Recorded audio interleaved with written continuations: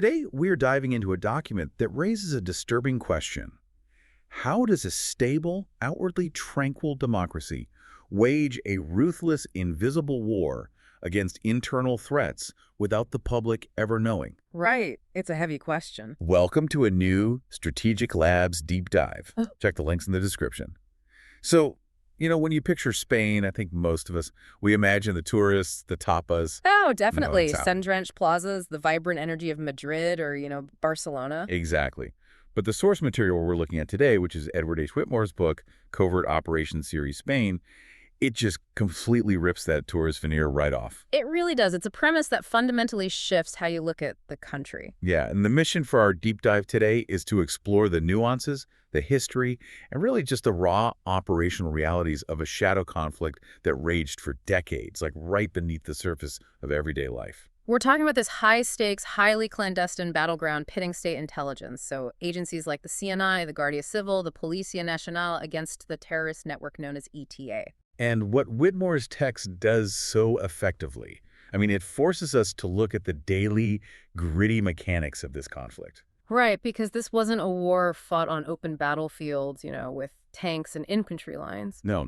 It was fought in narrow alleyways, through encrypted communications, inside safe houses. It was a war of intelligence, where control is seized long before the public ever knows a battle has even begun. Okay, so to really understand the architecture of Spain's modern covert war, we have to start at the inciting incident, like the exact moment that shattered that illusion of state stability. The moment that dragged the government kicking and screaming into the shadows. Exactly. So let's go back to Madrid. It's the morning of December 20, 1973. The assassination of Prime Minister Luis Carrero Blanco. Right, and Carrero Blanco, he was essentially Franco's right-hand man, right? Yeah, he was the presumed heir to the entire regime. And ETA didn't just assassinate him. They executed a strike of such meticulous, terrifying precision that it felt like a psychological earthquake. Well, they turned his greatest vulnerability against him, which was his predictable routine. He took the exact same route to Mass. Right. Every single day. He went to the Church of San Francisco de Borja. And ETA reconnaissance teams, they basically logged every detail. Every police patrol, every blind spot along the Calle Claudio Coelho. But they realized they couldn't just, ambush him in the street. No, the security was way too tight, the armor on his car was too thick, and the police escorts were just heavily armed, so they needed a structural bypass. Wait, so you're telling me in a heavily policed authoritarian state, like Franco's Spain, terrorists managed to dig a tunnel under the prime minister's route without anyone noticing? It sounds impossible, right? Yeah. How is that logistically possible in the middle of a bustling capital city? It was basically a masterclass in exploiting assumptions. ETA operatives rented a basement apartment right along his route. Oh, wow. And posing as sculptors, which is how they explained away the noise and the dust, they spent weeks digging a T-shaped tunnel directly beneath the street. That is insane. They hauled the dirt out in small, discreet bags. They masked the sounds of their pickaxes with the heavy, rumbling traffic of Madrid right above their heads. And then they just packed it with explosives. Right. They packed this subterranean shaft with a massive cache of explosives, essentially turning the bedrock of the city into a weapon. Okay, let's unpack this. It's like a deadly, real-world Ocean's 11 heist. But instead of robbing a bank, they're entirely dismantling a state's sense of invulnerability.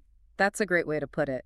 They realized they couldn't penetrate the armor of the car laterally, so they attacked the one vector the state hadn't armored, which was the ground beneath the tires. Precisely. So when the car drove over that specific patch of asphalt, they triggered the charge. And the blast was so incredibly powerful that it launched his heavy armored black Dodge Dart over a 5-story building. Over a 5-story building. It crashed into a 2nd-story balcony before plummeting into an inner church courtyard. That visual alone is just staggering. What's fascinating here is the strategic shift. This wasn't just a killing. It was a psychological weapon designed to prove that absolutely no seat of power was safe. It thrust the state into full-scale covert warfare. Exactly. For the Spanish intelligence apparatus, it was a moment of brutal clarity.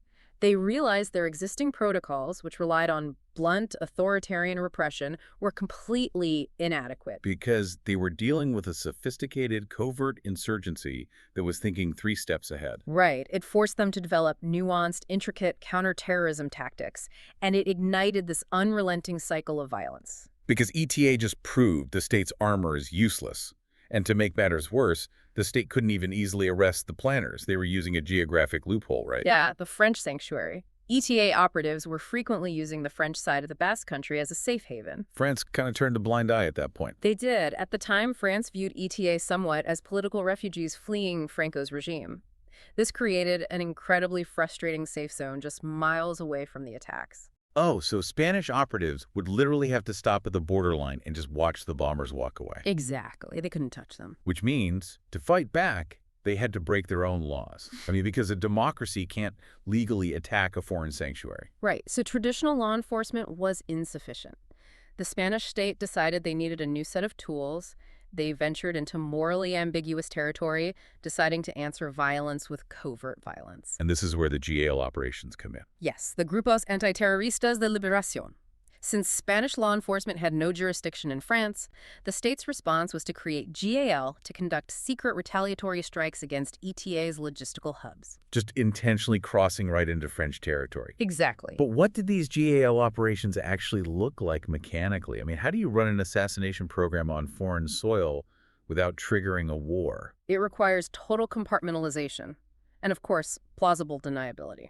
Whitmore describes operatives driving unmarked vans, slipping through the fog across the Pyrenees Mountains. Just totally off the books. Completely. They used untraceable funds, disposable communications, and mercenaries who had no official ties to the Spanish government. And they executed these nighttime raids. Right, nighttime raids with silenced weapons, targeting known ETA logisticians and recruiters. No government insignia, no official records, just silencing targets with clinical precision to maintain that deniability. I mean, if we look at the logistics of that, moving heavily armed operatives across an international border, the geopolitical tightrope there is incredibly precarious. Oh, absolutely. Carrying out extrajudicial assassinations on foreign soil could trigger massive international crises. Did the French find out? It eventually led to very delicate back-channel coordination with the French intelligence liaison. The agencies had to quietly navigate this shared threat, operating in a gray zone of diplomacy. Deliberately keeping the politicians out of the loop. Exactly, to maintain that plausible deniability. But I have to push back on this strategy. If the state utilizes extrajudicial shadow tactics to eliminate threats, doesn't it risk crossing a line where they lose the very democratic legitimacy they're trying to protect?